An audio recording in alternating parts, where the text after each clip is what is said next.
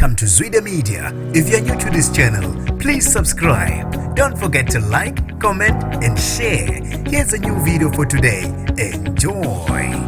Akubikwa ukuthi usedlulile emhlabeni umlingisi wakuleli uPrissy Chwaneyagayi waduma kakhulu emidlalweni iTsotsi. Nginibingelele ngiphinde nginamukele ezindabeni zezwide media. Igama lami ngusibonga konke wakandwandwe Motanda, ungangibeza intatheli eka YouTube. Akasekho emhlabeni umlingisi wakuleli uPrissy Chwaneyagayi waduma kakhulu emidlalweni iTsotsi ngeminyaka yabo 2005. Waphinde wazakhela udumo emidlalweni iThe River futhi ubedlala nendawo ephambili kwiCobreeze kuMzansi Magic. Lo mlingisi wase Free State odlule emhlabeni neminyaka engu40 kubeka ukuthi ke udlule namhlanje emhlabeni. Kusabalale ezikundleni zokuxhumana kwaziwa ukuthi ngabe kube yini imbangela yokudlula kwakhe emhlabeni. Abantu balokhu baphose njalo amazwi enduduzo khona ezikundleni zokuxhumana. Usiyabonga Thoni uthe RIP, sengathi umoya wakhe ungalala ngokukhulu ukuthula. Mazandi Mfeke uthe uwela umuthi omkhulu siyaphela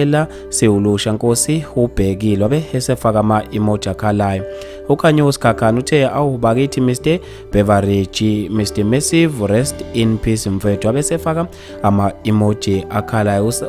Usangweni Thula Du uthe hawu yeyeni Cobreeze wabe esefaka inhliziyo eyiphukile kanye namajubu wathi umoya wakhe sengathi ungalala ngokukhulu ukuthula. Ubongiwe Sithole uthe italent ebelilana wathi umoya wakhe awulale ngokukhulu ukuthula. uEugene Sibongile uYunisi Sibongile uthe hawu bakithi sengathi umoya wakhe ungalala ngokukhulu ukuthula. Umpume Mbokazi uthe yo Nkosi yami umoya wakhe awulale ngokuthula uMr Massive. Bafethu maningi kakhulu ama comment. Nathi ke njengethimba lezwide media sithi ke dudu emndenini kubangani kanye naseyihlotsheni sengathi umoya wensizwe ungalala ngokukhulu ukuthula.